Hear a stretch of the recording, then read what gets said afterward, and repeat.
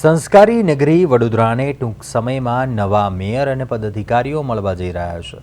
મહાનગરપાલિકામાં ભાજપના વિજય બાદ હવે મેયર, ડેપ્યુટી મેયર, સ્થાયી સમિતિ અધ્યક્ષ, દંડક અને પક્ષના નેતાની વરણી માટેની કવાયત હાથ ધરાઈ છે।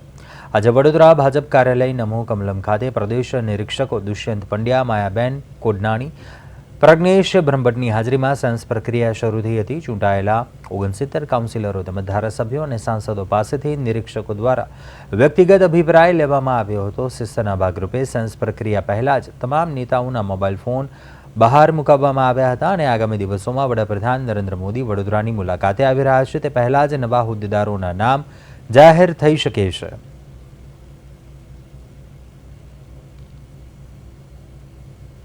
આજે વડોદરા મહાનગરપાલિકાના જે 5 હોદ્દેદાર છે એના માટે પ્રદેશની યોજના અનુસાર આજે નિરીક્ષકશ્રીઓ આવ્યા છે।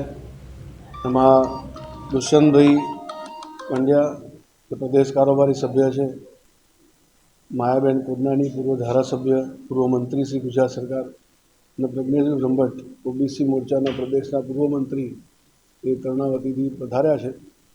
આજે પૂરો દિવસ અલગ અલગ અપેક્ષિત શ્રેણીને તેઓ સાંભળવાના છે।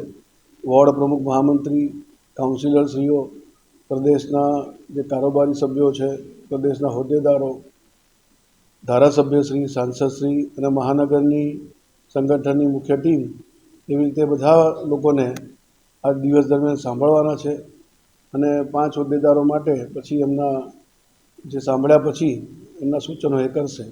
આ પ્રકારની પ્રક્રિયા પૂરા દિવસ દરમિયાન આજે મહાનગર કાર્ય ખાતે ચાલવાની છે અને નિરીક્ષકોની આ પ્રક્રિયા જે છે પ્રદેશની યોજના અનુસાર હોય છે અને આપણી ભારતીય જનતા પાર્ટીની એક પદ્ધતિ અને પ્રક્રિયા અનુસાર આ પ્રક્રિયા